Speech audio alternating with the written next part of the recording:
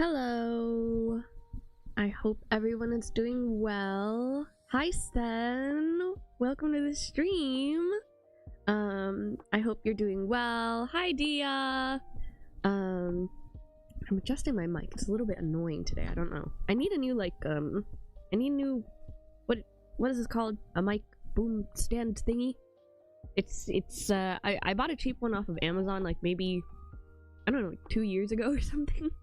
But it's really annoying because it keeps like falling off my desk now.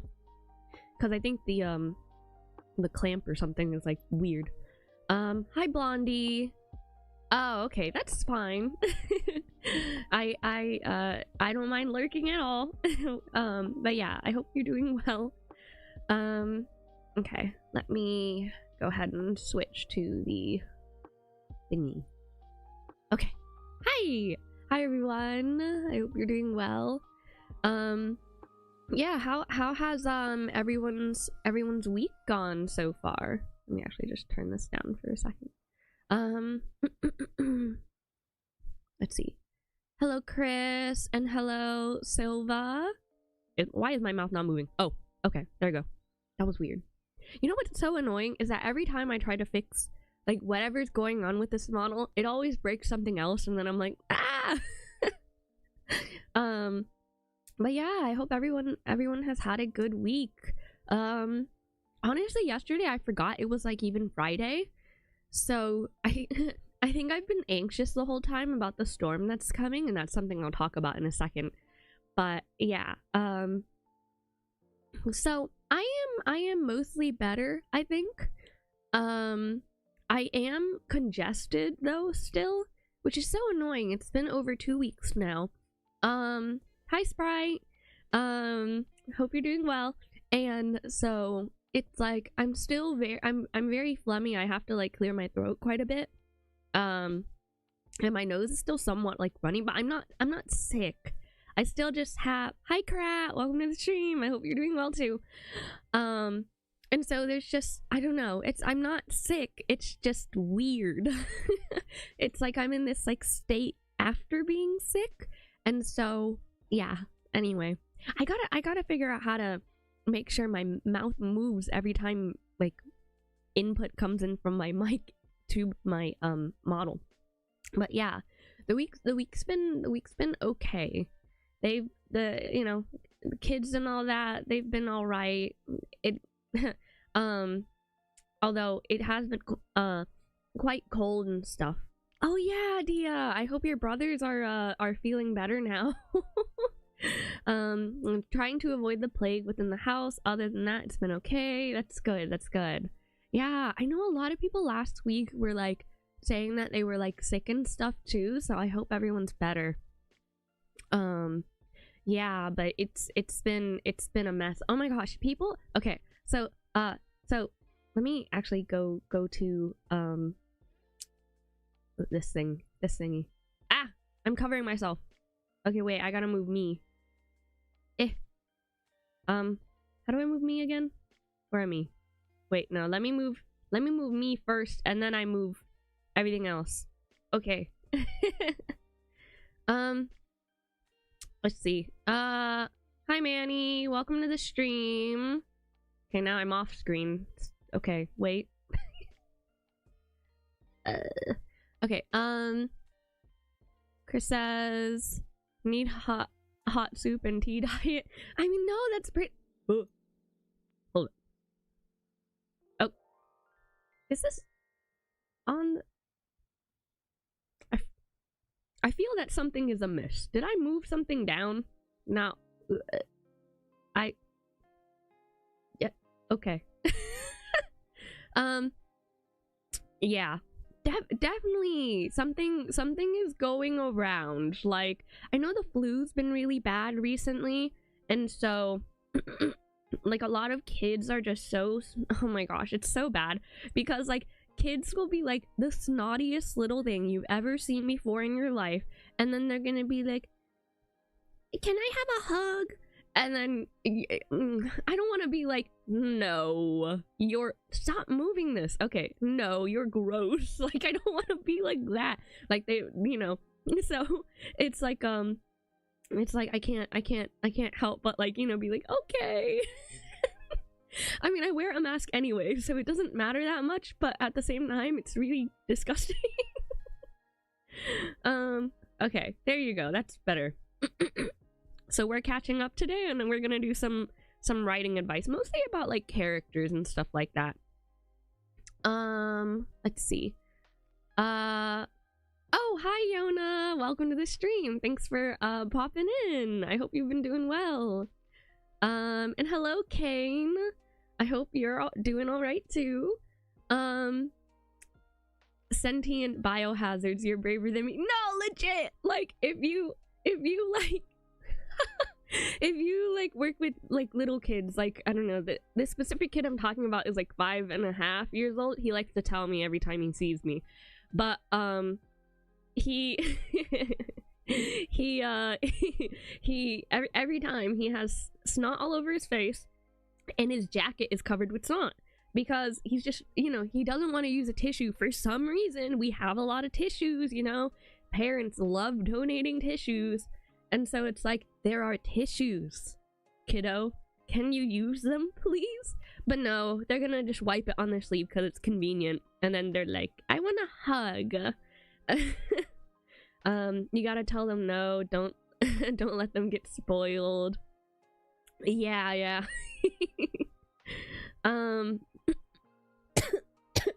Sorry. See, there's a clearing throat thing. But yeah, it's like, I can't, you know, my main thing with hugs is that, like, you need to ask for a hug, because some kids will just come up and run up to you and hug you and stuff.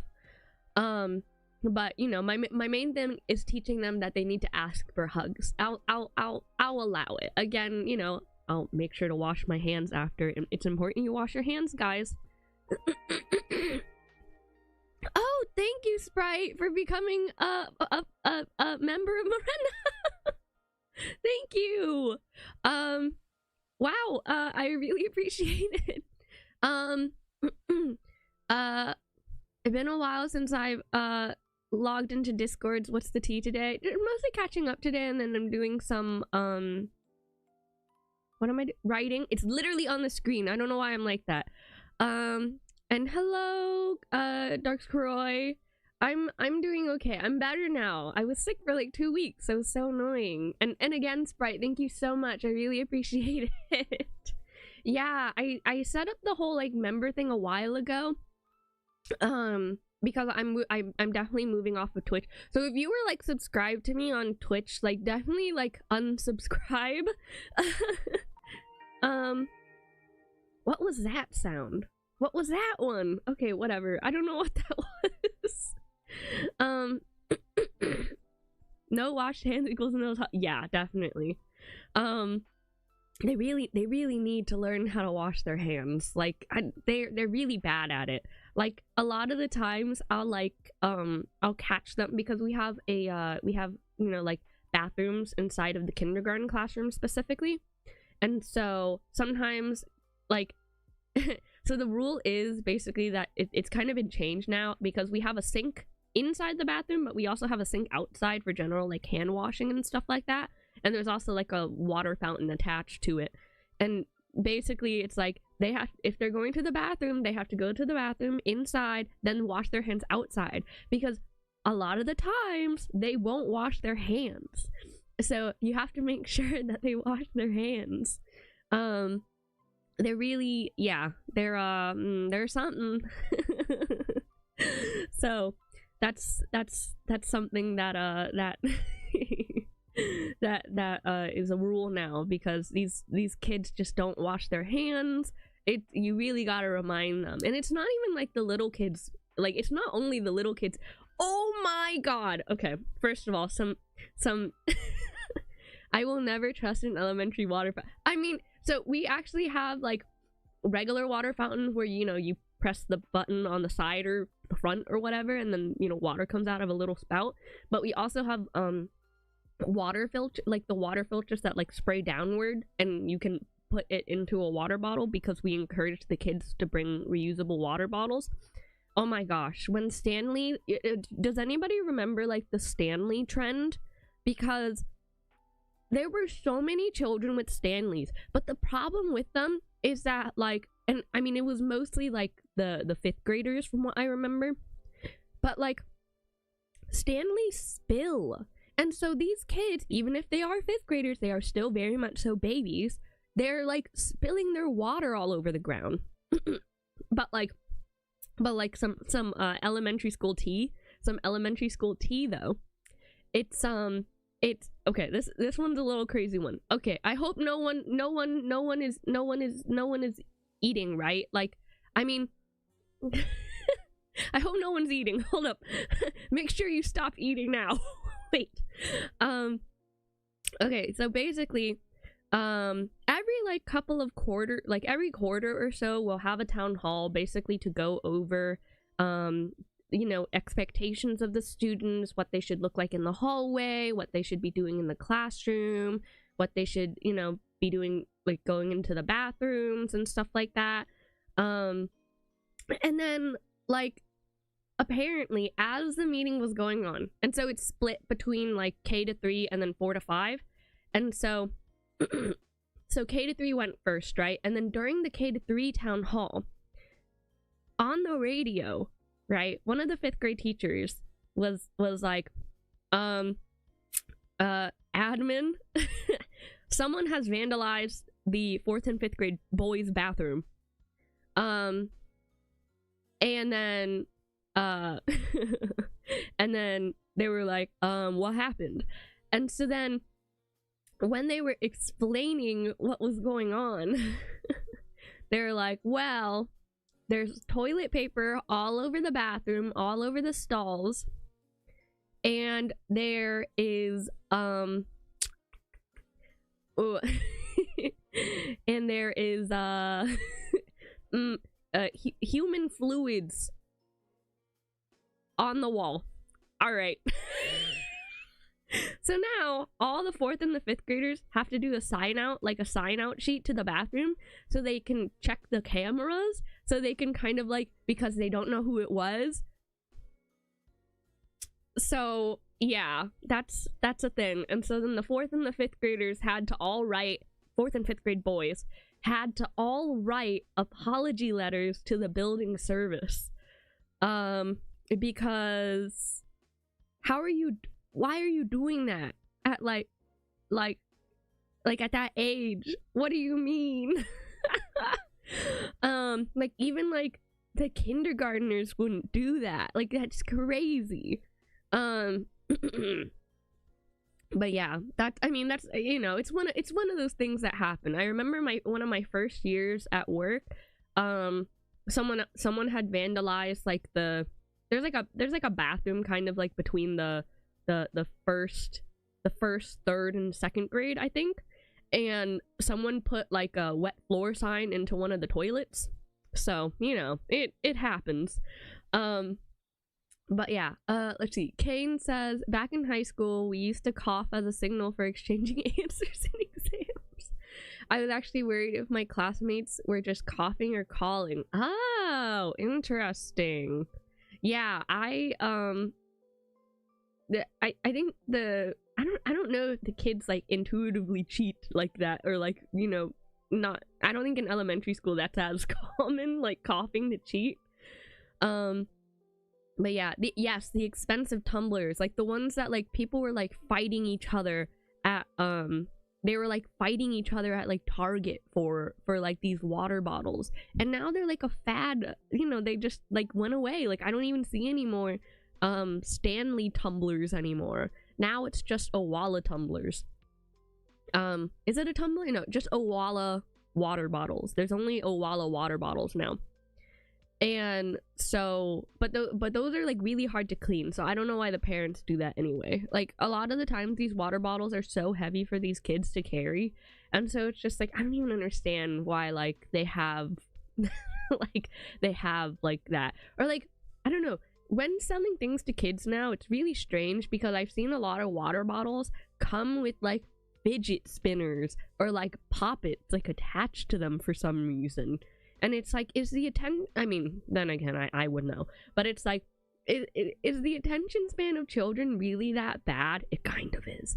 But, But I don't, I mean, let's see, trust me, back then we had an unfathomable amount of ways to exchange answers. Sign language was one of them. Okay, you know what? Learning sign language just for the purpose of cheating is kind of cool. You shouldn't cheat. You shouldn't cheat at your academics, okay? But I think that's kind of, okay, that's interesting. But yeah, so yeah, that's kind of crazy. A lot of the kids actually use we've taught the kids to kind of use like sign language signals to go to the bathroom or to get water or to do like all these different things. And so some of them know like some bits of sign, like, you know, they know like bits of like the alphabet and whatnot. And it's, I think that's a cool thing. So I don't know if they're gonna end up using they're gonna use sign language to start cheating though. Let's see.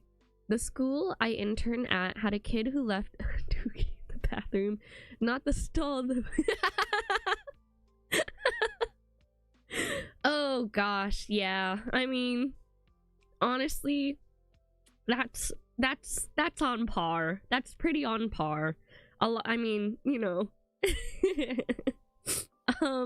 That's kind of funny. One of my first experiences working in the classroom and stuff like that was, I had this kid that basically like just he refused to go to the bathroom until it was too late every single time. So it was extremely annoying. It's like eventually you just kind of got used to it. But it was like a whole year. It was a whole year of that. He just refused to go to the bathroom until it was too late. And so like you just constantly hear on the radio like, I need cleanup and blah blah blah room. Yeah, it was a literal mess. But wasn't there like a controversy? Did I already say hi to you, Void? Anyway, welcome to the stream if I haven't. I know I read a comment from you before, but I don't know if I said hi. So I'm so like, I'm so congested. I'm so annoyed that I'm so congested. Excuse me, sorry. Wasn't there like a controversy about the Stanleys having lead? Yeah, I did hear that, like somewhere between the walls or something. So I think there was a thing about like, if you like scratched at the bottom of it, there would be like lead or something. I remember in my high school had a member of staff stand guard when the devious lifting. I was already out of high school by then, so hearing that going on was just crazy. That didn't even like, I don't think I was working in a school yet either when that was kind of happening. But I did see like all the videos of like people stealing like hand drying units and soap dispensers and bathroom doors, and it's like, why? I don't, you know, I don't think anyone gets paid enough to deal with that. But yeah, I do remember that though. That was kind of crazy. Or like stealing like bricks from the school and stuff like that, and it's just like, I don't even know. Yeah, that was like right after sorry, that was like right after COVID, wasn't it? I think, was that when the devious licks thing happened? Okay, actually let me just move to the next slide. Over. Ugh. Okay. Sorry. Okay, I already went over the I'm not sick but I'm not feeling well thing. So yeah. Oh yeah. Oh wait, straight up seen someone rip the roof down stealing an exit sign. An exit sign? That's so okay. I remember in my high school, there were a couple kids that were like playing around, and they like stood on top of they sat on top of each other's like shoulders, and then like lifted up one of the panels from the ceiling, and then it fell down. They weren't trying to steal it, it was just them being dumb. But that was a thing I saw. But yeah, straight up okay, no, I rated that. Randomly watched the night series recommendations, and now I'm here. Well, hi. Hi, Ree, welcome to the stream. I hope you're doing well. That's insane. Like, what are exactly, how are you even taking that out of school? What are you doing with it? Like, it's like if you take like a hand dryer off the wall, what are you doing with it? What are you doing with it? It's not like you're gonna sell it online, are you? Like, what's the point? Now you just have a hand dryer at home. Let's see. That's insane. Like, what are, yeah, okay. It's crazy, mind you. It wasn't a tile. It was like a good portion of the hallway. I don't, kids are crazy. Like, I don't even know. Like, high school was such a wild time. See, kind of funny how high school was full of fights back then.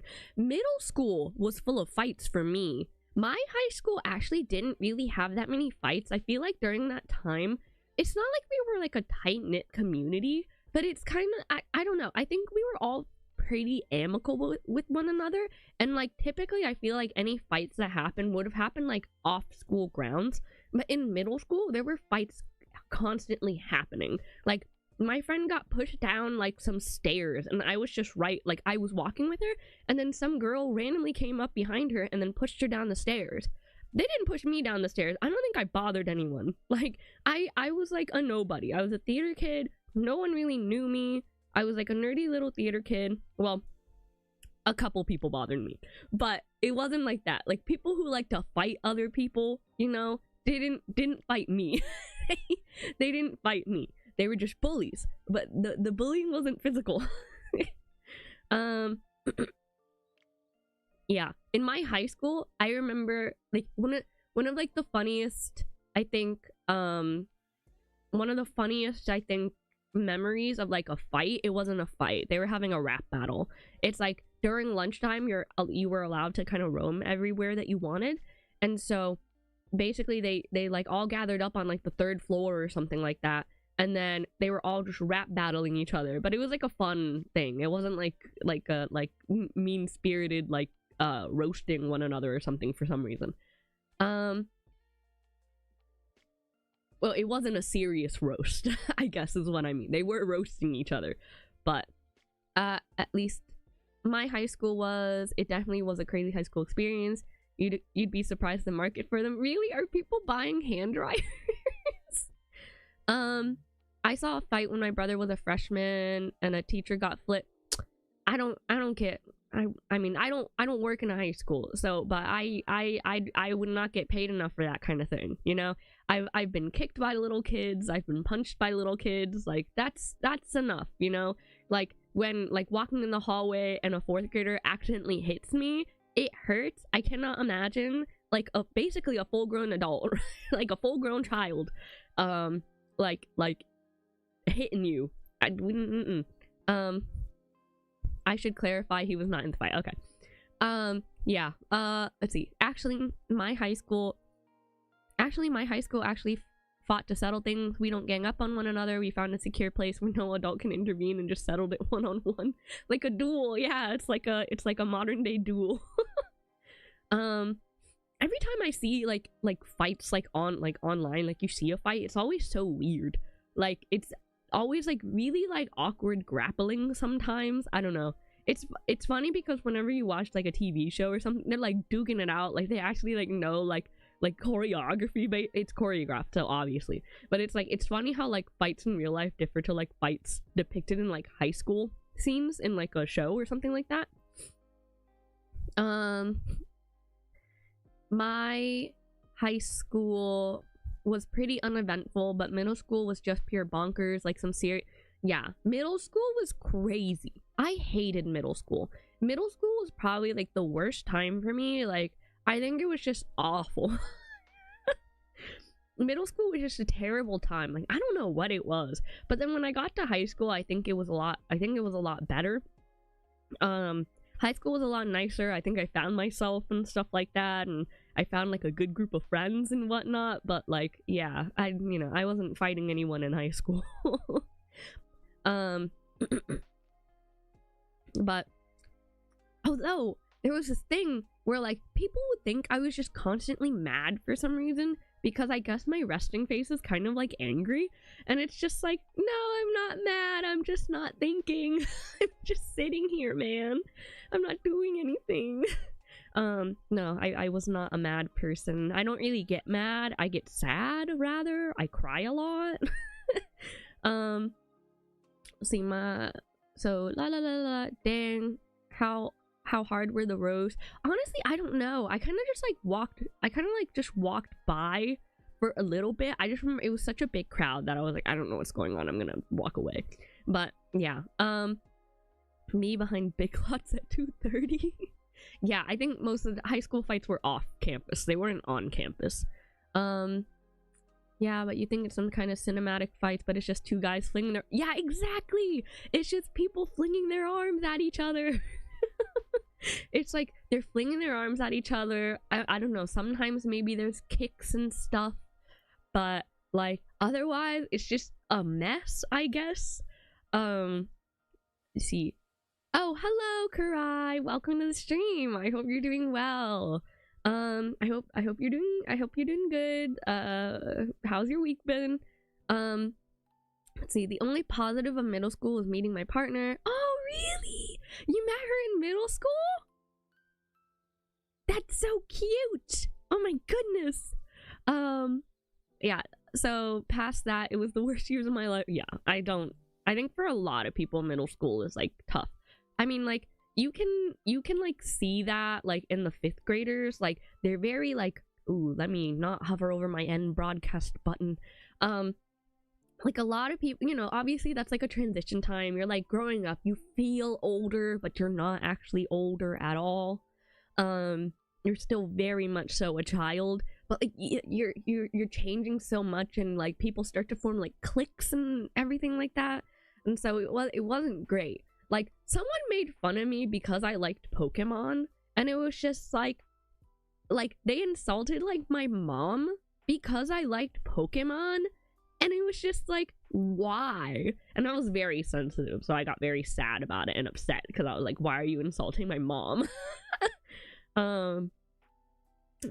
Yeah, it was so like strange, and like there's a lot of like bullying going on about like your body and how you're growing up and stuff like that, and like friends you thought were friends aren't really your friends, and they're like kind of mean to you in a way, but like you want friends and you don't want to be lonely, and so you stick around with them even though they're being mean to you.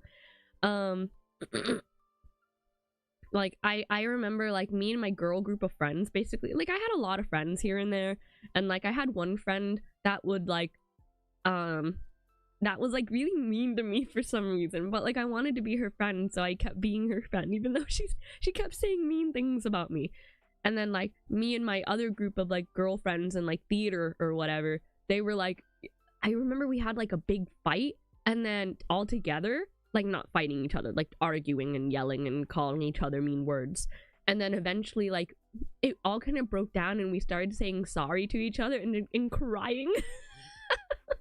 And I think that was like a very like good girlhood moment if we're gonna be for real. Let's see. And on the honestly, it was either fights or basketball. Yeah, a lot of them were into sports at that time. A lot of soccer. We had a lot of soccer, or if you're from Europe, football fans. So you know they do soccer tourneys and stuff. We have like a big old field. And on the rare occasion they actually know how to fight, and then usually one hit KO. Yeah, I don't think I've ever seen anyone knock someone out before. Let's see. Gas. Pokemon is the best game in the world. Yeah, like it was, you know, it was pretty popular. So I was just like, I don't understand why you're bullying me over me liking a popular game, but okay, whatever. Oh yeah, the only homies I got from middle school too. High school had a lot of fake people. Yeah, I don't really talk to anyone from like high school anymore, really. I have a couple of people that I talk to. Yeah, I have a couple of people that I still talk to, and you know, like I'm always going to feel very like, you know, like I'll be there for you and stuff like that. But not so much middle school, I don't think. A lot of my friends from middle school kind of dispersed to other high schools, so we kind of lost contact. But yeah, so let's see. I do wish that I could. Oh my gosh, you know what? Let's see. Oh, in middle school, kids literally made fun of literally anything. You couldn't pay me to go back. Yeah, I really hated middle school. It was so bad. But then like I think, what was it? My like high school reunion is gonna be soon. I think maybe next year or something like that. And so maybe I'll get to, you know, reconnect with friends and stuff, and that would be nice. Let's see. I was more of a Yu-Gi-Oh guy in middle and high school. Oh, really? I really like Yu-Gi-Oh 5Ds. That was like one of my favorites. I like the original Yu-Gi-Oh obviously, but I like loved Yu-Gi-Oh 5Ds. Like I had like the video game, which was so hard. I couldn't do it. See, Pokemon was a big thing from my 7th to 10th grade. Pokemon anime aired in our region at that time, and we played Fire Red for the first time. Oh, really? Yeah, during that time, I was playing a lot of Pokemon Platinum. Well, I played Pokemon Pearl, and then I got Pokemon Platinum, and then I played Pokemon Black and White, which is like my favorite game. I really, really love the storyline of Pokemon Black and White. Honestly, I'd go back to a certain time where me and my bros just walking home filled with bruises and laughing our butts off. Yeah, like I feel like there's a lot of moments in high school and stuff that were like pretty fun. Even if they were hard, like I talked about like that girlhood. I mean, that was in middle school, but like the girlhood fight thing, like I feel like that was a good time because after we got over it, we just all laughed and became friends again. So let's see. Oh, and Beyblade. We weren't so much into Beyblade. I think we were more into like Bakugans. I think I saw a lot more Bakugans as a kid. Let's see, that's what got me into boxing, honestly. Oh, okay. Oh, Beyblade, my god, the nostalgia. There wasn't much Beyblade. I think it was mostly Bakugans for some reason. Like those little balls that roll out and they become like a little thing. Yeah, we didn't have Beyblade as much. I mean, I think they banned a lot of it, like in elementary school. So we didn't really have it. Let's see. Yes, Beyblade, Digimon, Ben 10, MCU, and so on. Bakugan. I still play Yu-Gi-Oh to this day. It's either extremely back and forth or extremely one-sided. Let's see. Have you played any Pokemon these days, Miss She? So the last Pokemon game I played was Pokemon Scarlet. Violet. I had Violet. Yeah, I had Violet, and it was pretty fun. I thought it was really interesting going to like an open world kind of thing. And so it was really interesting. I don't have Pokemon ZA.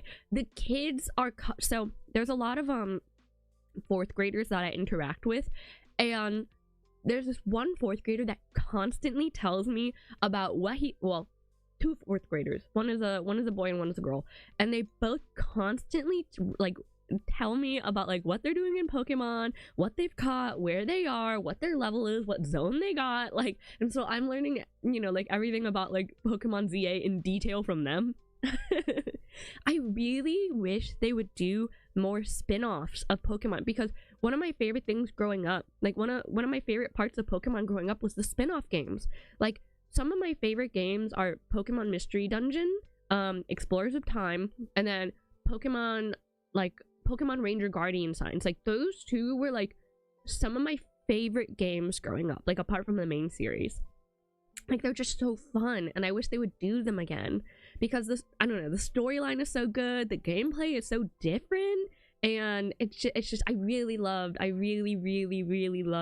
the I don't know, the how different it felt, I guess. Let's see. You guys are chatting more than I can catch up. Okay, so also Gen 5 best gen, hands down. I'll die on the hill. I really love Gen 5. I really love Gen 5. I don't know, like I talk about it a lot, and it's so annoying because I don't have like the original game anymore. Like it's been lost somewhere. someone has it, and I wish I could get it back, but I don't. Because it holds so much, it holds so many memories to me. It's really such a sentimental game to me. Yeah, it's just so sentimental. I really love Gen 5. It's just, I don't know, it's the story, which it just felt so deep, I guess. Bakugan mention. I was a huge fan of Bakugan in my 4th grade. Never had enough money to buy the actual toys. I think I had one. I feel like I had one Bakugan. Bakugan mention. I'm not really alone. You're not alone. I was humbled by my teacher in a Yu-Gi-Oh! I'm terrible at Yu-Gi-Oh! I'm really not good at it. I know that like Yu-Gi-Oh! Game came out on like the phone and stuff like that, but I haven't I haven't played it like since. Oh, I just never play mobile games for some reason. Like, I'll play a mobile game for like a couple days and then I'll just stop. But that's probably because I'm like doom scrolling on to see, like, not doom scrolling necessarily, but like I'm like scrolling around to see stuff on like Instagram or something. Or like going on like Twitter, which my Twitter feed has been so strange these past couple of days. I'm like, I don't even know what you're showing me now. I remember I threw my Bakugan in the car and like the show and it broke. That's funny. We had actual Beyblade tournaments in our school. I drew Destroyer, Rock Leo. We collected money to make sure each one of our friends. Oh, that's so nice. Actually, that's good. Pokemon Ranger would go. Yeah, Pokemon Ranger was so fun. Like, I don't know, like me taking my stylus and just going like around constantly. I mean, hey, look, I know I had a screen protector, so I wasn't scratching up my screen that much. You know, I didn't scratch up my screen that much, but it was so fun. Like, I love being able to walk around with your Pokemon, and it's so like, okay, there was like this avalanche bit, like where you're trying to go up to like catch Articuno or whatever, and it's like, I think in the post game, like I kept trying to like go to it and I kept dying. Like, I couldn't figure out the timing for some reason. It was so annoying. Let's see, I adored Poke Park too. I never played Poke Park. Hi Workings Blood, welcome to the stream. I hope you're doing well. Yeah, how's your week been? We're just talking about stuff, catching up, I guess. Talking about games. Let's see. I remember my hand getting strained for drawing those dang circles. Yes! Oh my gosh. And like one of my favorite bits in like Pokemon Ranger Guardian signs was like Ukulele Pichu. I was obsessed with Ukulele Pichu. Like, it was crazy. I remember in because this was around middle school, right? I was like in the 6th or the 7th grade. 6, 7. I'm sorry. But I was in one of those grades and we had to do like fine art, and so we had to do ceramics at some point, and I literally made a ceramic ukulele Pikachu, or not Pikachu, Pichu, because I was obsessed with him. Like, I loved him so much. I made him like skateboarding on a skateboard. I don't know why, but I had it. I have no idea where it is. I have no idea where it is anymore. Like, I'm so sad because I was so obsessed. I made a little ceramic figure of Ukulele Pichu. Yes. Okay, Duel Links. That's what it is. I know Zexel had this like funny meme. I can't remember what it is now, but it was like, I wish I could remember what it is. That's like one of my main memories of of Yu-Gi-Oh! Zexel. It is 0F where I am at. Oh no, that's so cold. Despite having to go full onion with the layers, just stay warm outside, I'm good. Okay, good. Yeah, it's pretty cold here. It's below 0. Not below 0. What am I talking about? Well, it would be below 0 Celsius. It would be below 0 Celsius. But no, it's below freezing here, so it's like below 32. I think we're somewhere in like the teens to 10s at the minute. So it's very cold, but I'm staying inside. I get very cold easily. Hi Derek Silver, welcome to the stream. Good morning. We've just been talking about like Pokemon and stuff, and catching up for a long time. I haven't even gotten to the writing bit part, but you know, I was gonna talk about the storm because I know for a lot of people living in the US, like, you know, from like Texas all the way to the East Coast, a lot of states are gonna be hit with like a storm soon. So I just remember it's like 1:40 a.m. here. I should really get some sleep. Yeah, definitely get some sleep. It's important you get rest. Yeah, definitely go to bed. The VOD will be here after the stream is done. In Celsius it's -7. That's silly. That's so cold, you know? Like, ugh. I actually have like the little where is it? Where'd it be? The storm. There's the storm that I'm talking about. I'm in Oklahoma. Oh, okay. Yeah, that's cold. But as you know, here's like the like a I don't think it's quite accurate anymore because the storm's kind of changed a little bit as far as I understand, but it is very cold. The stores are just like out of milk and eggs and bread now. Like everyone's gone crazy because they're like, oh my god, I'm gonna die.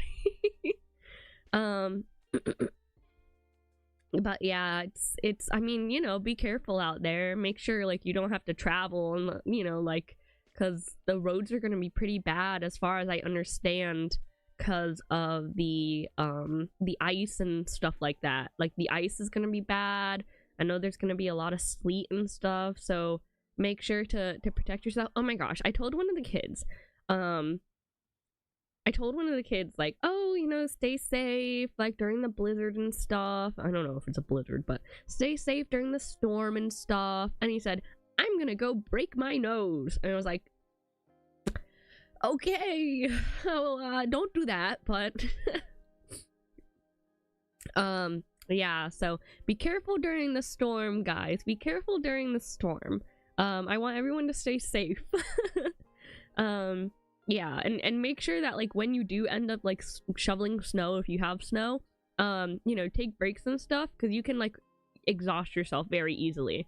So be careful, everyone. Get prepared before, because it's coming tonight for me, like in the middle of the night or something like that. So hopefully it's not another snowmageddon, but everyone's kind of worried it is. Yeah, so alright, so then I finally got to number 2. Okay, the poll. Here's the poll thus far. Well, I took this screenshot like earlier today, so I don't know if it's changed at all, but yeah. Oh, I'm in the orange, the panhandle. Ah, okay. So here, so on our Discord, we had a little bit of a debate, I guess. At first it was between pasta and rice. And then I went on YouTube and was like, let me ask my bigger audience. And so far 655 votes. This must have just like, not viral, but it's gone viral within our community or something like that, because a lot of people are seeing it that haven't seen my stuff before, or like haven't seen my stuff in like a year or something like that. And so I added potato. Let's see. Well, it's -21 in Eastern Ontario. I have a lot of Canadians.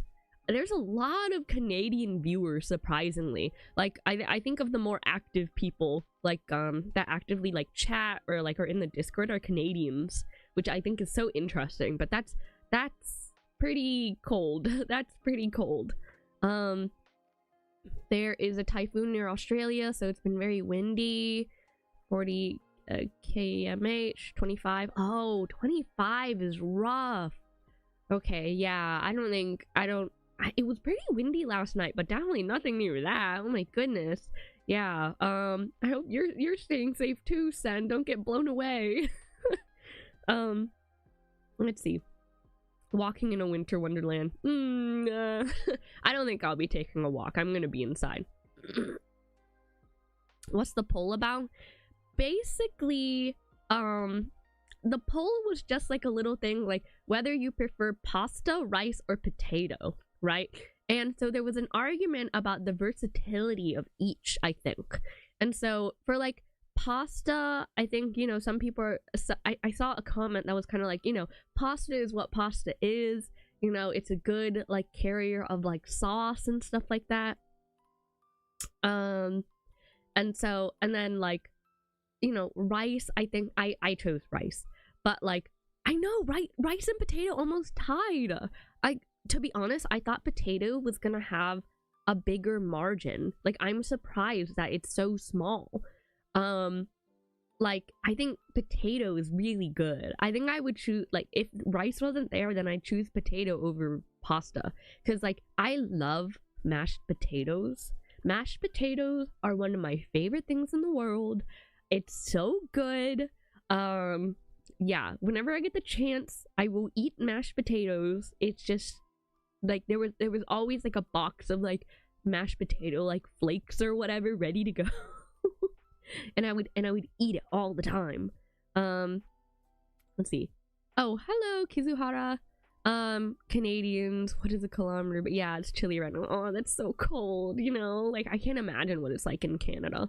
I know Merc Medic, I don't know if Merc is here, but I know they, I don't know, they're Canadian, and so it's like, you know, they talk a lot about how like cold it is and slippy and icy all the time. So let's see.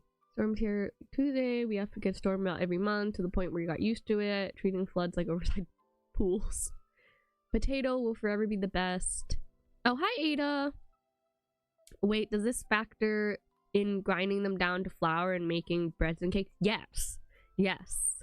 In terms of versatility, I'm also talking about rice being like broken up into flour, or rice being mushed up into like, you know, like it turns into like noodles or mochi or rice pudding or jaya or like whatever, like that, you know, that's the versatility I'm talking about. Like you can turn potatoes into tater tots and french fries and well, then again, that kind of goes into pasta, right? Gnocchi's a pasta that's made out of potato, no?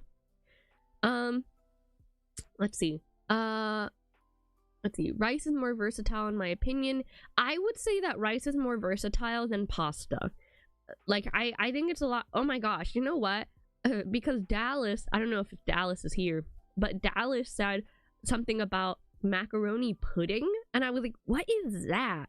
And so then I looked it up, and like I was because I looked it up, and then it said it was British. It had like British origin. So then I asked my fiance, and he was like, I have never heard of this before. And I was like, what the heck, what is this? And apparently it comes in a can. Like there's a brand in England or something like that, I think, or Britain in general, and it's called like Ambrosia, maybe, I don't know. And so they make like sweet cream like macaroni noodles, I think is what it is. But I would still say that I think rice is a little bit more versatile. I don't know. That's not my mouse. Okay, let's see. I've seen more dishes made with rice than pasta. Hi Nicholas Evans, welcome to the stream. I hope you're doing well. Thank you for joining me today. Let's see. Hi She, first time to the stream from Wales. Ooh, hello. I don't know if I met anyone so far from Wales. That's cool. Potatoes are incredibly versatile. Potato, I'm not gonna pronounce that because I don't think I can pronounce it. I'm really bad at pronouncing things. Is the best, and specialty in Wales is Glamorgan sausages. Huh, okay. Yeah, no, I've never heard of that before. I know, what is it? What is that dish called? Bangers and mash or something, right? I think that's the thing. It's just like sausages and mashed potatoes. I'd probably enjoy that a lot, to be honest. Tteokbokki, yes! Oh my gosh, I love tteokbokki so much. That is so good. I love eating what is it, like on its own, like on its own, or like I put it in the air fryer and then it like puffs up and it's so delicious. Oh my gosh. As a Filipino, rice is absolutely essential. We have them in every single meal. Yes, rice is very essential, I think, to a lot of Asian, Southeast Asian, South Asian, all the Asians. I think it's a very integral grain to like Asian cuisine and stuff like that. Like, you know, a lot of our cuisine is made out of rice flour. You know, rice flour into rice noodles, that kind of thing. And so definitely. You have to try Kumpir. It's a potato dish in Turkey. I've never heard of that before.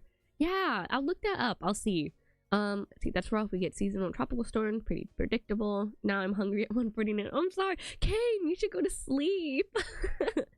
I eat rice every day too. Easy to digest compared to pasta, which I can only eat 1 to 2 times a week. Ah, okay. Yeah. I mean, when I was in Vietnam, because whenever I go to Vietnam, I'm always there for like 2 to 3 months, which is like crazy. It's like over the summer or something like that. And so, a lot of the times I'll be eating like rice macaroni noodles, like not made out of like normal like wheat pasta or whatever it is. But yeah, there's a lot of SEA people in here, aren't there? There's a lot of C people in here. In the stream in general, there's a lot of you guys. But yeah, rice is our lifeline. That's why I was because I feel like I have actually a good majority of my viewers from like analytics and that and all that. That's what is it? Huh? What am I thinking about? What am I talking about? I've lost myself. Where am I? Never mind. I don't have it. It's gone. My thought has gone. It's flown out of my brain. I don't know where it is anymore. Anyway. No, I got it. Never mind. A lot of my demographics, like I think 2% of my total views overall was what is it? Oh my god. Come on. She? Hello? Brain. Oh, a lot are from the Philippines. That's what I meant to say. Like 2% of my viewers are from the Philippines from what I've seen. Yeah. Let's see. Rice. 50% of my viewers are from the US. And then I think the second demographic is Canadians. And then the next demographic is from the UK. And then I think it's the Philippines. And then it's Germany after that. Those are the top 5, I believe. Let's see. Rice pudding is great. Dried raisin, cinnamon, table cream with maple syrup, classic French Canadian dessert. Yeah, so like in Vietnam, we have like this thing called like jaya. It's like a dessert. You know, typically it comes in a lot of different forms, and sometimes there is like sticky rice that's used that's like cooked down in like coconut milk and stuff like that. And so I feel like there's a lot of different versatile versions of rice pudding that's kind of used like all over the world. But yeah, okay. Yeah, I was actually surprised to see pasta win. I think it's just because my demographic is mostly a Western audience. Which I feel like pasta, rice, potato is actually a really interesting look into like culture, I think, of like my community as a whole, like wherever this spreads to. And so you can kind of see, you know, I wonder how different it would be if I didn't put potato there, because I feel like I split the vote. But well, then again, the poll on the Discord was like 50% for pasta, not 57% for pasta, sorry. And so honestly the margins weren't even that far. But then it depends on like how many people from each demographic are actually participating on the Discord, you know. So yeah, it's a very interesting look. But I mean, I love pasta. Pasta is great. My favorite shape is bow tie. My favorite shape is bow tie or cavatappi. I like both of those. But I eat rice very, very often, so that's just, you know, what I'm used to. So I choose rice, but I think again, if there was no rice, I'd choose potato. I really like potato.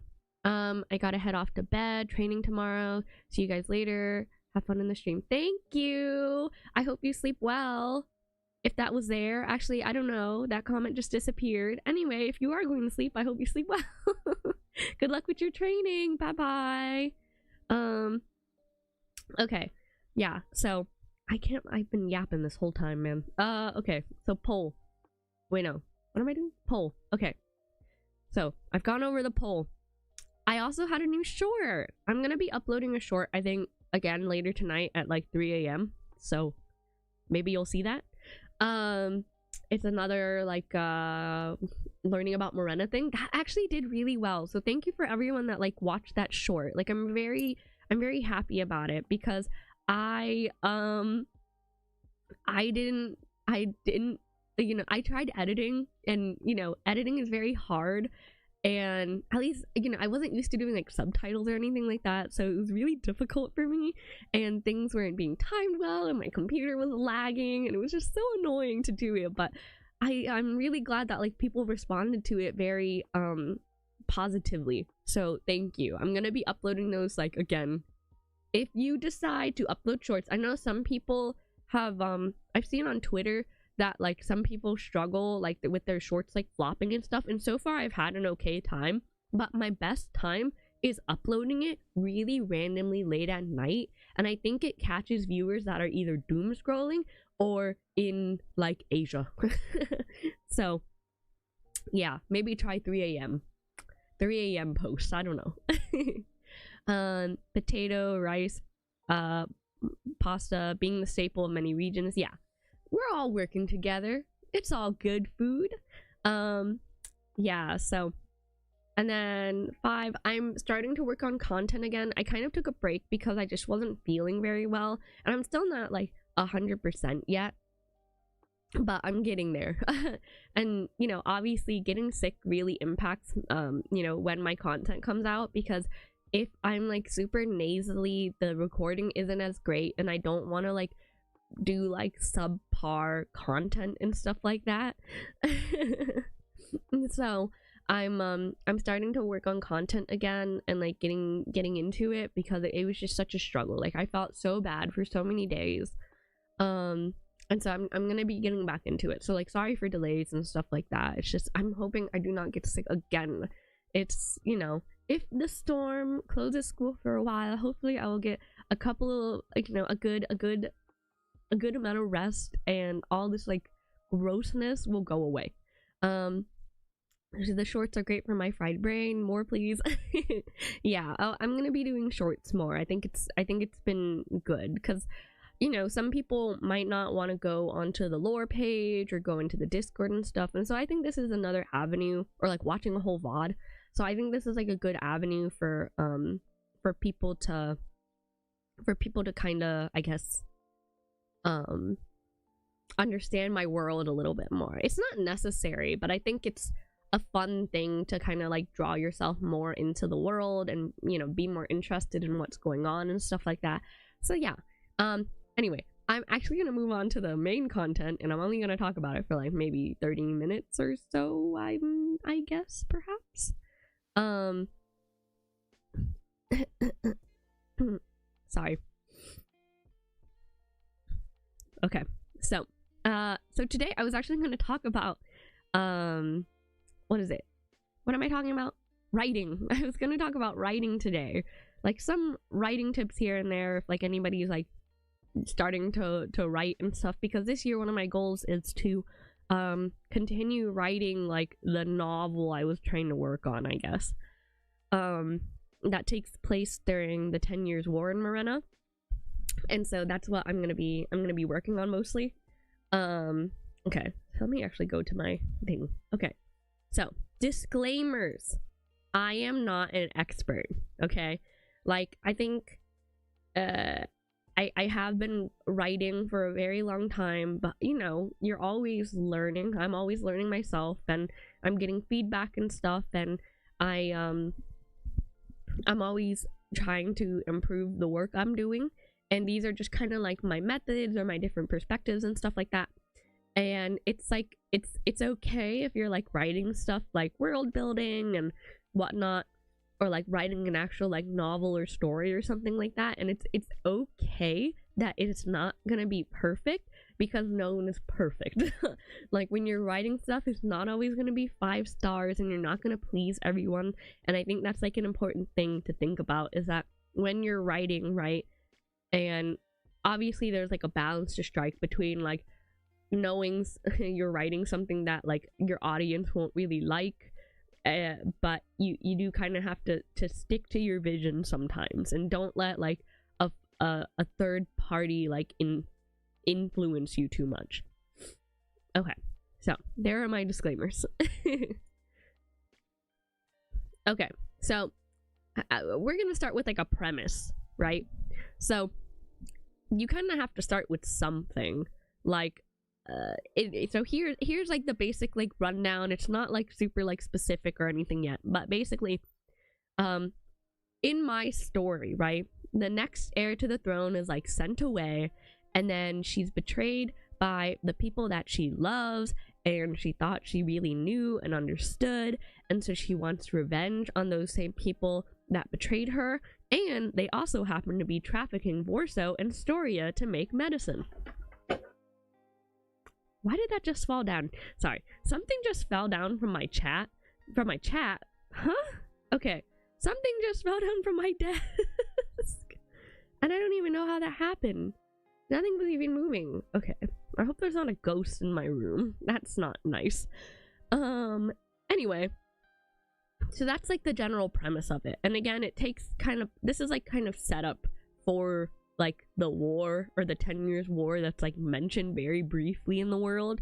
And so it kind of takes you into this time that I don't really talk about very often when it comes to Morena.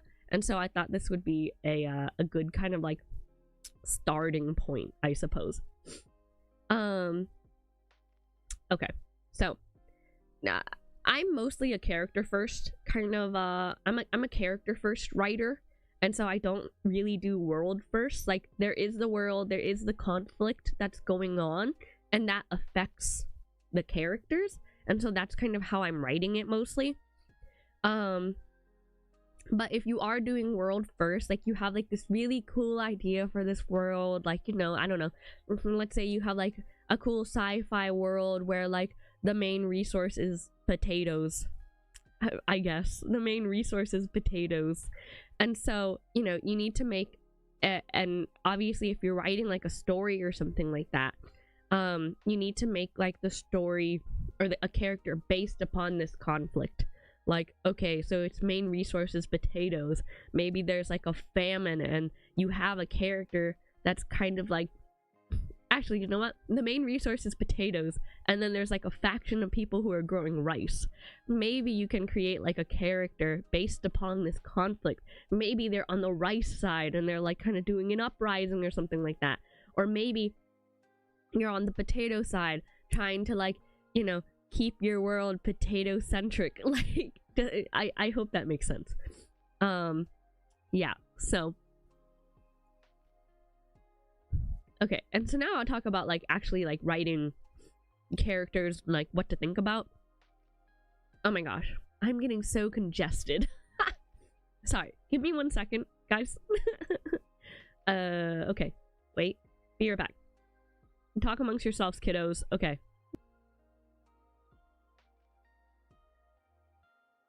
Wait, actually, are you more world centric or character centric? Okay.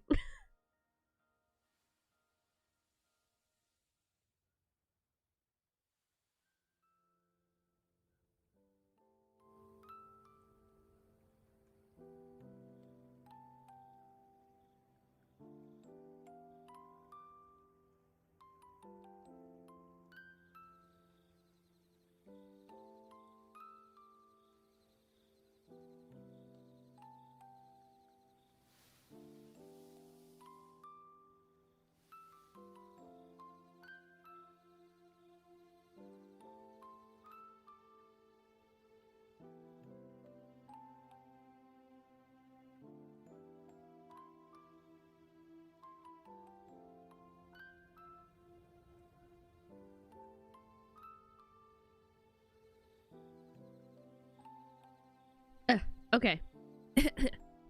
Sorry. Thanks everyone. Let's see. I thought your way is world first because of that huge custom map. The map actually came much later on. The map wasn't first. It was very much so character first. Like, my first characters were actually one of my first characters was Livius. One of my very first characters was Livius, and then after that it was Minea, and then Era, and then a lot of people kind of like came after that. And so I let's see, it all started when the Potato Nation attacked. Okay, I read that.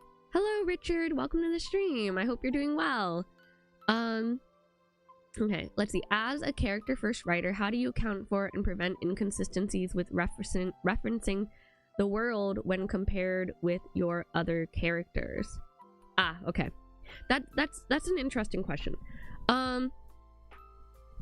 So I'm talking about this kind of like, obviously my world has expanded beyond that, like in like talking about my specific like ASMR, it's not ASMR, my audio roleplay my audio roleplay world.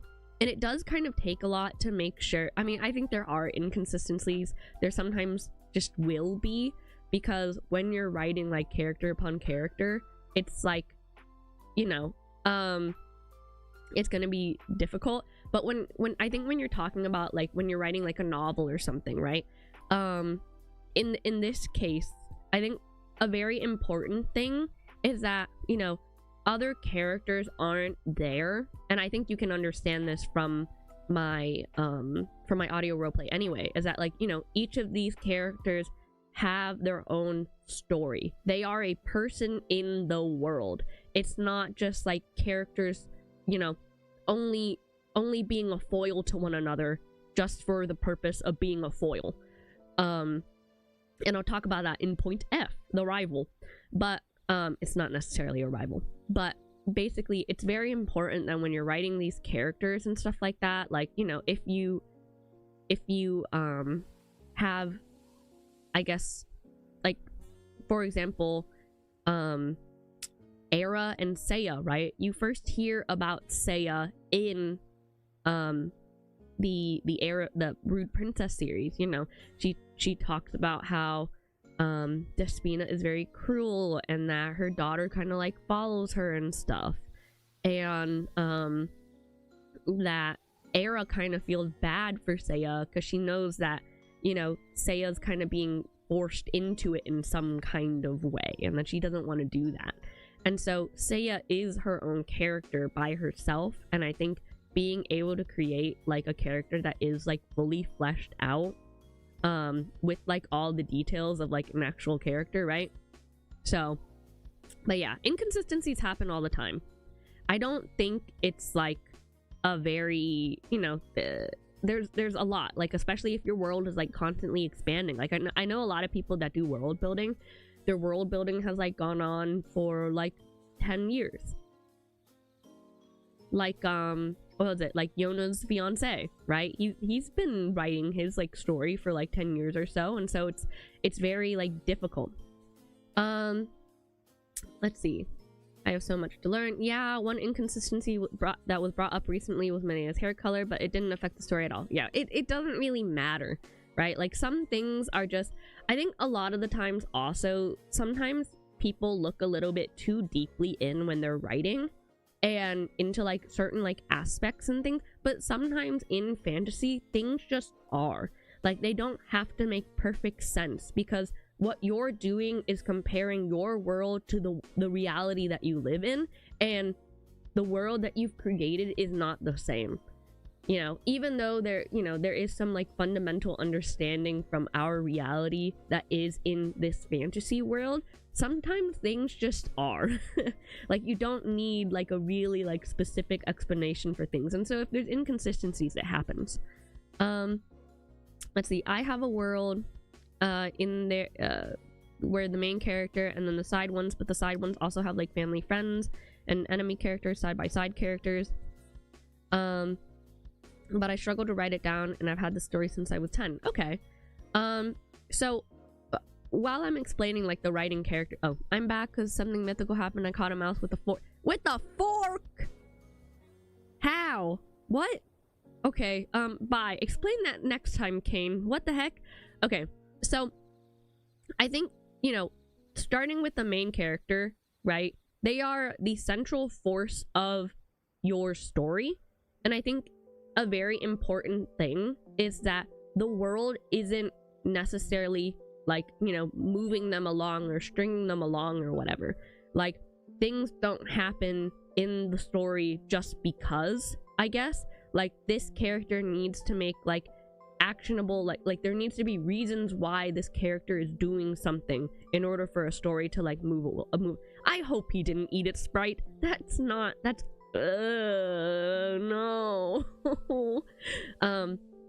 Right, but it's like, why and how do they drive the story? Like, what? And this kind of connects to C, right?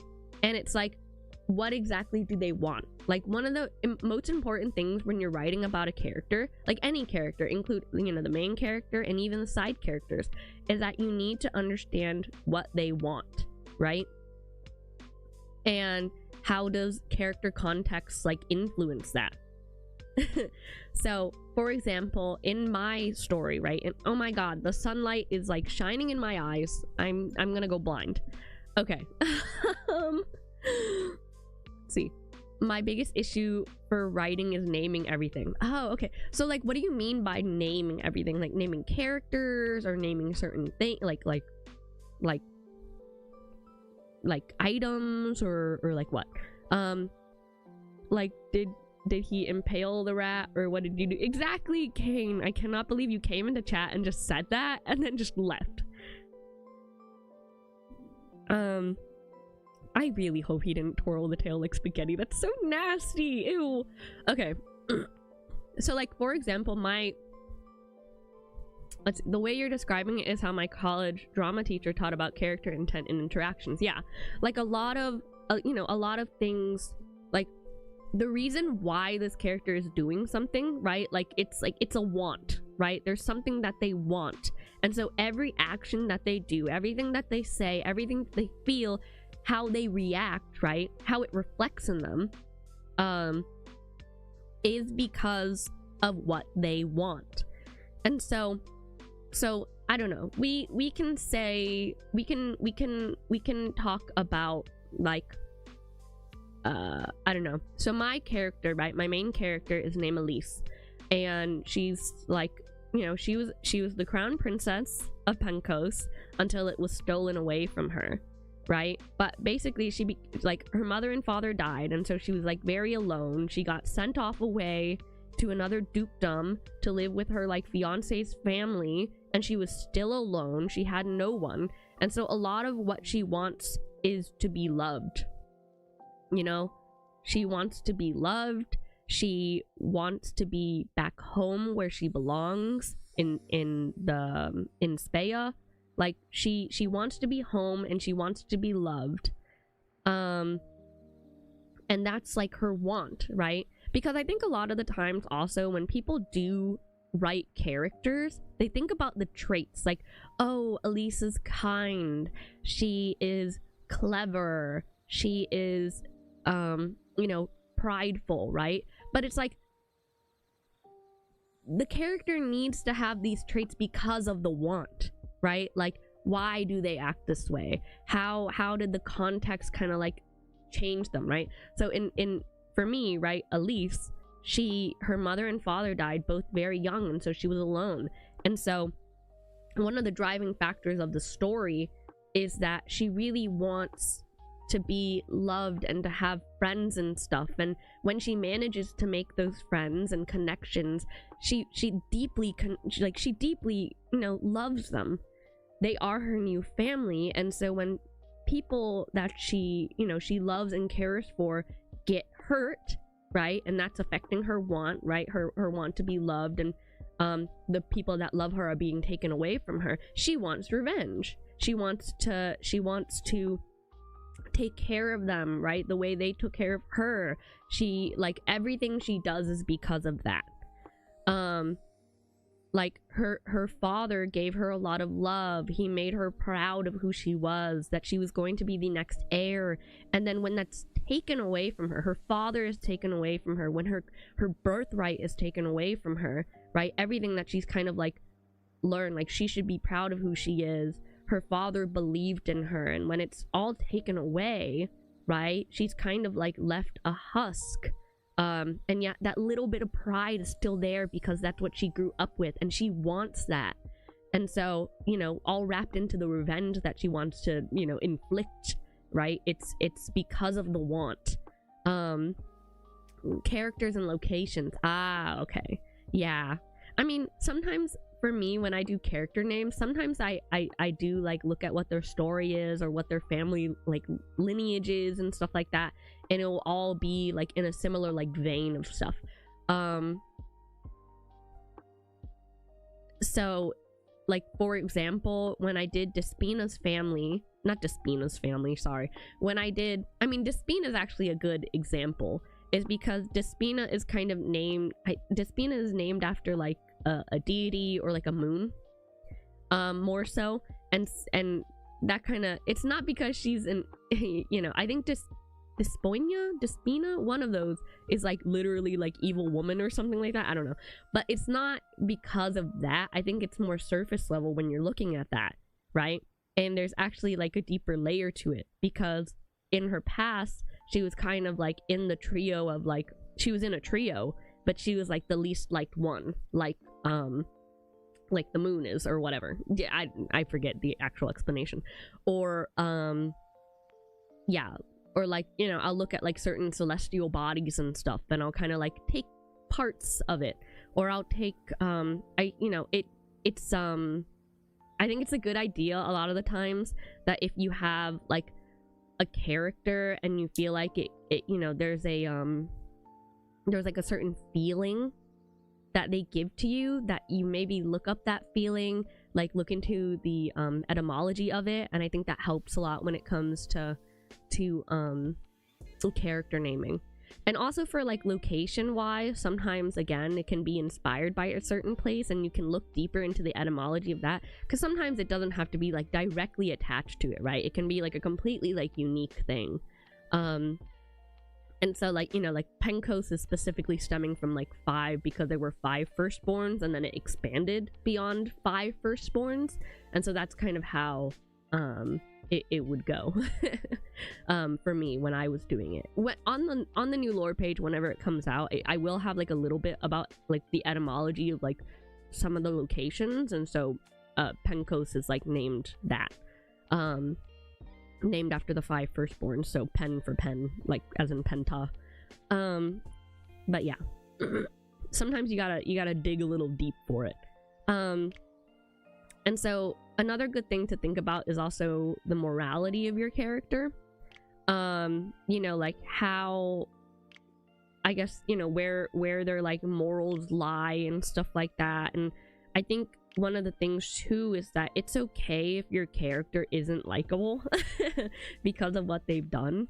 I think a character is always more compelling when they're a little bit more in the gray zone of things. Like, you know, Elise is a fairly righteous person. She is quite like religious because of her mother, so that plays into character context too, and that kind of deals a lot, like I think more like her morals can often be a good kind of I guess way to deliver conflict if, you know, whatever they want, like, and how they can achieve their want conflicts with their morals. I think that's one of the things actually that affects Elise near, because I've outlined it, but that kind of affects Elise near the end, is that like what she wants and how to achieve what she wants, which in a way is like her freedom, right, to like go back to where she belongs. Like in order to get her freedom, she has to do something that is against her morals, and you know, then she's faced with whether or not she does it because she wants to achieve her want. And so that's another good thing to think about. Also, self-inserting. I think a lot of people, I find this more so with I think female driven fantasy stories, is that there's a bit of criticism when it comes to like the self-inserting bit, because a lot of characters are self-inserts, and I don't think that's necessarily a terrible thing. I think that sometimes characters have a problem where they're kind of like a blank space, like they're kind of like a space that's taken up, I guess. Yeah, there's like a space that's taken up by them, but like they're not your favorite, like the main character isn't your favorite character, they're just kind of like flat, stuff like that. And so I think it is important sometimes to put your experience into that character. A lot of characters do, like, you know, reflect, a lot of the female characters in my world reflect little parts of me. You know, not every character is like a literal self-insert of myself, but they take on experiences that I've had, right? Like dealing with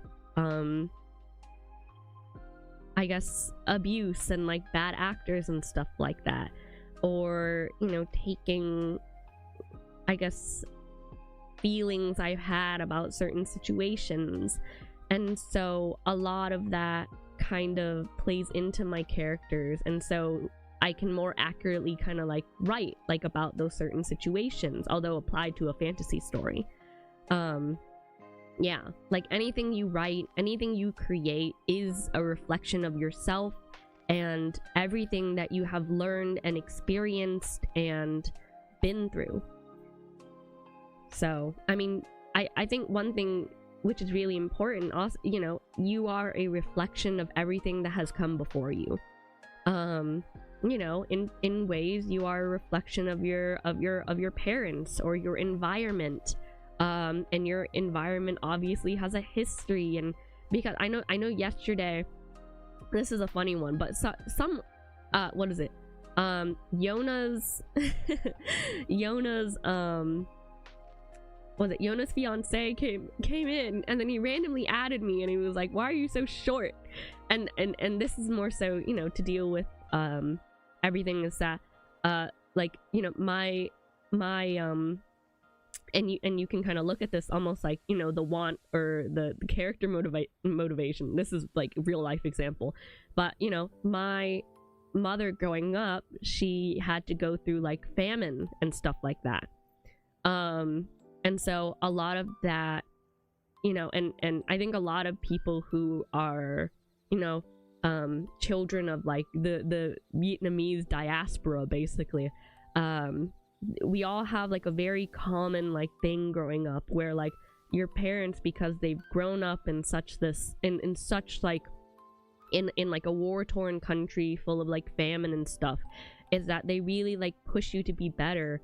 And it can go either way. Like I think I'm lucky enough to where like my parents really, like, the main thing isn't like, it's not success necessarily, because of what they've gone through, right? Like my father was like one of those boat people.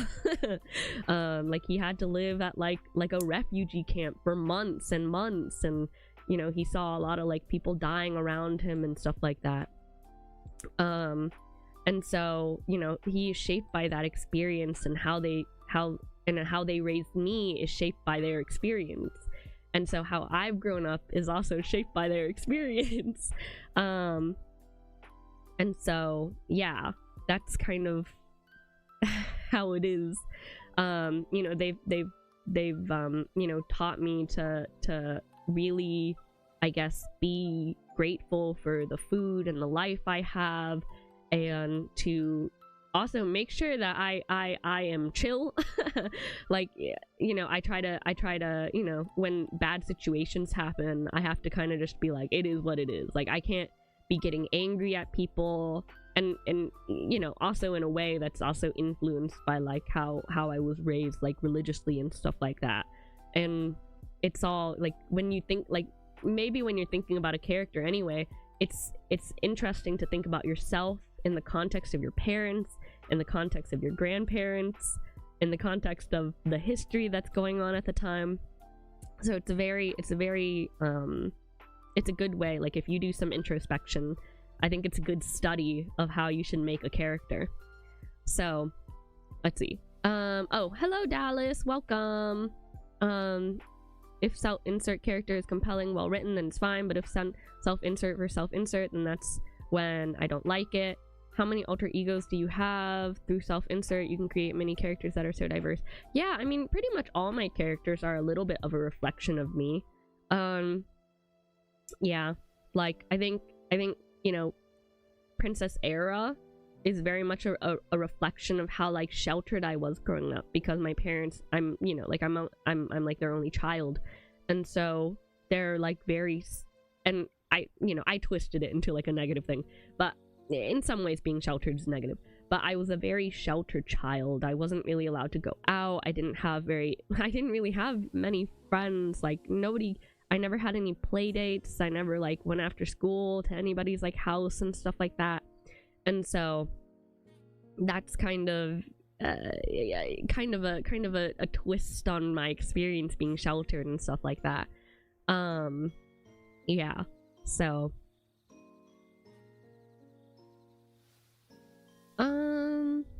let's see. Or like when or like when at the party she was like dealing with Adder or whatever, and like he was being like really pushy. Like that's happened before, you know, where like somebody feels like they're entitled to something and they like want to make you do something that you don't want to.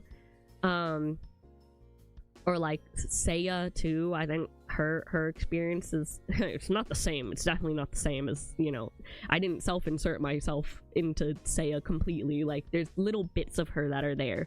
And so it's like, you know, that in the marathon you can hear like, you know, Seiya having like thoughts after what happened between her and Theron. And I think a lot of like that darkness and what she felt like disgusting and stuff like that, and that's come a lot from like my experiences as well, and how it like how dark and how, I guess, like out of body almost you feel when it happens.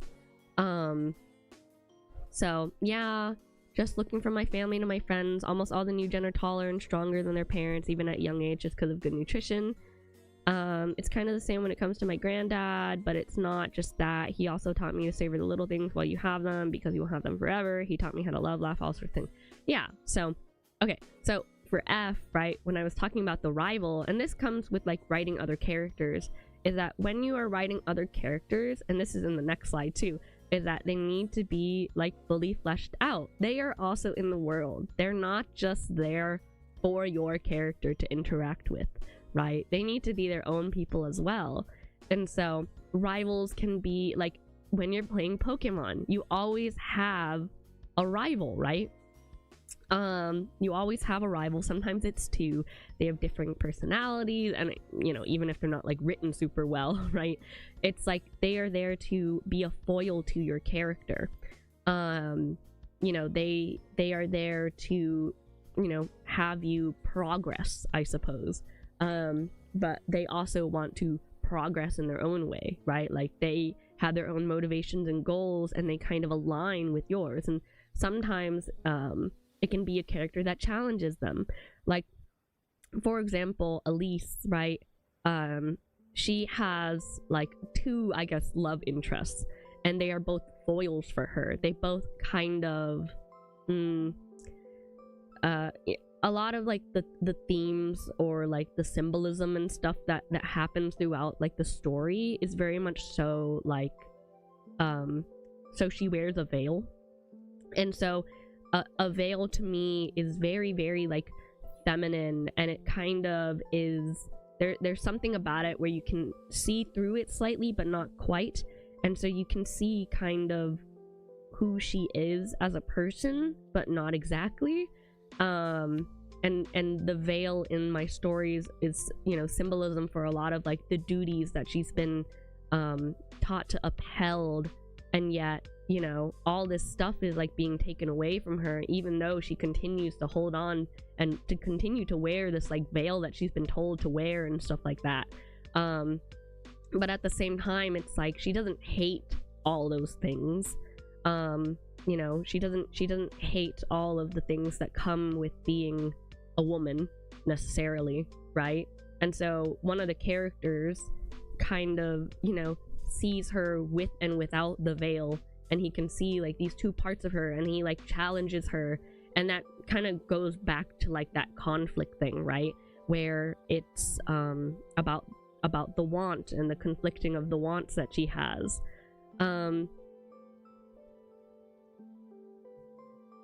Let's see. Theron definitely left a negative bias. Dude was horrible towards Seiya. It's true. He's not nice. Trust me, when I found out that happened 1 month later, he probably wouldn't have been there. It was the big thing that taught me to save him. I'll still have him. Yeah, actually, funny enough, my own father almost got on a plane. He almost got on a plane around that time. It was kind of scary. He didn't, though. He didn't. So I still have him today. Let's see. Hello, Verso. I feel like rivals fill the space that's empty in the box that the MC's in. That way you can clearly see where the MC personality ends and the rival ones begins. Yeah, but like, you know, so the rival's just a very important component, I think, when it comes to you know, developing more of your character and kind of having them go through those arcs. Honestly, when I wrote G, I don't really remember what that was about. What's characters connections about? Maybe when I remember what that is, I'll do that again. But then character arcs, right? Like a lot of the characters, you always want your character to kind of move forward, sometimes a little bit backwards, right? Because they want to have those issues and those conflicts that they are dealing with. But when they're going through those character arcs, you want them to be able to move forward, and that what they're doing actually is making like a difference. Yeah, so like I don't know, what's another example with Elise, I guess. At some point in the story, because Elise is so like, she's very lonely and she's very isolated away from people, like she doesn't really have anyone to like talk to and stuff, and so she kind of like gets curious and whatnot, right? And she decides to sneak out, and she goes into the city, and she decides to explore under a different name, under a different veil.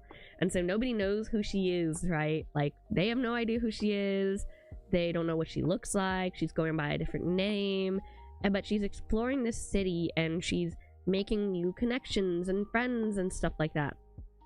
And then she's, you know, she's kind of making this choice. You know, she comes back home and she's like, that was fun, that was different. And like a part of her is kind of like, I don't want, you know, should I do that again? Should I not?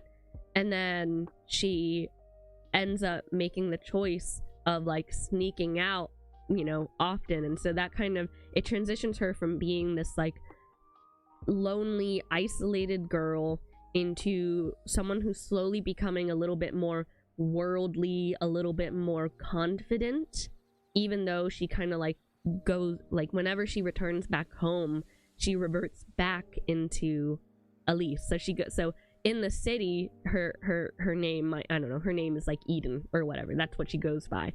But then when she's like making new friends and these connections and community and stuff like that, and then when she comes back home, she's Elise, still under, you know, she's still wearing her veil and whatnot, and she's still the same person, but yet those two people are like very separate. And so that's kind of like a character arc she sort of goes through, right? It is, you know, her deciding to go and, you know, spend some time in the city every now and then is very much so development of her traits, right? Where she becomes more, like I said, worldly. So yeah, I hope, Dallas, you managed to get your dog off. But yeah, so I think on the next slide, I literally was just gonna say like, yeah, they need to be fleshed out. They need to connect to themselves, the plot, and also the world around them. Again, they are not just like a random character that's there for no reason. Like, you know, like I said, Elise has like a rival, so to say, and you know, they have their own character motivations, they have their own want and their urges, and it kind of clashes with Elise's in a way. So yeah, they are more than just character traits. Like I said, it's the same thing for the main character, right? But obviously you want your main character to stand out. You know, it's from their perspective. You need to be able to see what they're feeling, how they react to things. A really big important thing about writing is making sure that your character actually reacts.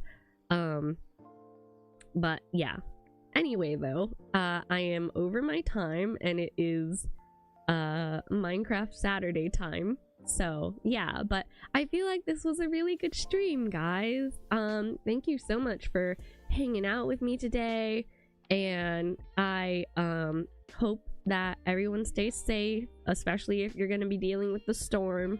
I know there's a lot of ice coming and stuff, so stay prepared. Try not to go outside if you don't need to. But yeah, I think I might go more into, because I had a couple more slides. I had more slides to talk about, but I yapped too much at the beginning. Oopsie.